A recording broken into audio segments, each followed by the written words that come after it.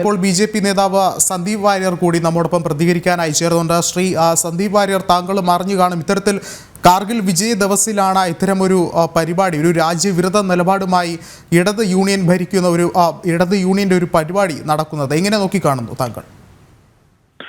അല്ല, ഞാൻ ഈ വിഷയം പൂർണ്ണമായി അറിഞ്ഞിട്ടില്ല, ഒന്ന് വിശദീകരിച്ചാൽ.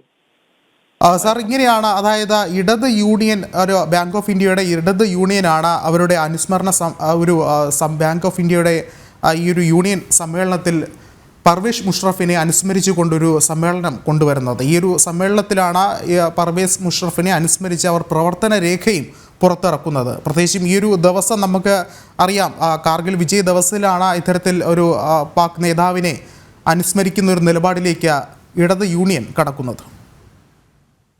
എനിക്ക് മനസ്സിലാവാത്ത ഈ ബാങ്ക് ഓഫ് ഇന്ത്യയും പർവേസ് മുഷറഫും തമ്മിൽ എന്താണ് ബന്ധം എന്നുള്ളതാണ്. പാകിസ്ഥാൻകാർ പോലും അനുസ്മരിക്കാത്ത, പാകിസ്ഥാൻ തിരസ്കരിച്ച് തള്ളിക്കളഞ്ഞ ഒരാൾ മാത്രമാണ് പർവേസ് മുഷറഫ്. അവസാന കാലത്ത് പാകിസ്ഥാനിൽ നിന്ന് പുറത്തുപോയി ജീവിക്കേണ്ടി വന്ന സാഹചര്യം പോലും ഉണ്ടായിരുന്നു.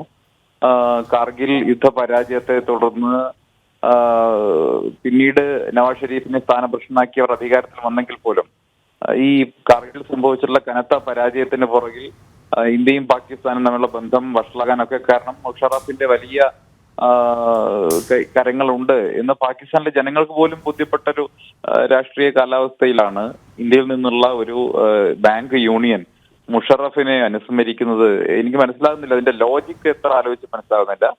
സാമാന്യന് നമ്മൾ യുക്തിപൂർവ്വം ആലോചിച്ച് നമുക്ക് മനസ്സിലാകുന്ന ഒരേ ഒരു ലോജിക്ക്, കാർഗിൽ യുദ്ധത്തിന്റെ അനുസ്മരണ ദിവസമായി അല്ലെങ്കിൽ വിജയ ദിവസമായി ഇന്ന് ആ കാർഗിൽ യുദ്ധത്തിന് പിന്നിൽ പ്രവർത്തിച്ച കുബുദ്ധിയായിട്ടുള്ള, അല്ലെങ്കിൽ കാർഗിൽ യുദ്ധത്തിന് കാരണക്കാരനായ അന്നത്തെ പാകിസ്ഥാൻ സൈനിക മേധാവിയായിരുന്ന പർവേസ് മുഷറഫിനെ ആദരിക്കുക എന്ന് പറഞ്ഞാൽ കാർഗിൽ രക്തസാക്ഷിത്വം വരിച്ചിട്ടുള്ള ധീരരായിട്ടുള്ള ഇന്ത്യൻ ജവാന്മാരോടുള്ള അങ്ങേയറ്റത്തെ അവഹേളനപരമായിട്ടുള്ള നിലപാടും രാജ്യദ്രോഹപരമായിട്ടുള്ള നിലപാടുമാണ്. തീർച്ചയായിട്ടും ഇതിന് പുറകിൽ പ്രവർത്തിച്ച ആളുകൾ ആരൊക്കെയാണെന്ന് പരിശോധിക്കണം. കാരണം സർക്കാർ ശമ്പളം വാങ്ങുന്ന ദേശസാൽകൃത ബാങ്കിന്റെ ഉദ്യോഗസ്ഥർ ഇത്തരത്തിൽ രാജ്യവിരുദ്ധമായിട്ടുള്ള നടപടികൾ ചെയ്യുന്നുണ്ടെങ്കിൽ തീർച്ചയായിട്ടും ശക്തമായിട്ടുള്ള നടപടി ആവശ്യമുണ്ട്. ഇത് ആരൊക്കെയാണ് ഇതിന് പുറകിൽ എന്നുള്ളത് അന്വേഷിച്ച് കണ്ടെത്തേണ്ടിയിരിക്കുന്നു. യെസ്, വളരെയധികം നന്ദി സന്ദീപ് വാര്യർ പ്രതികരിച്ചതിന്.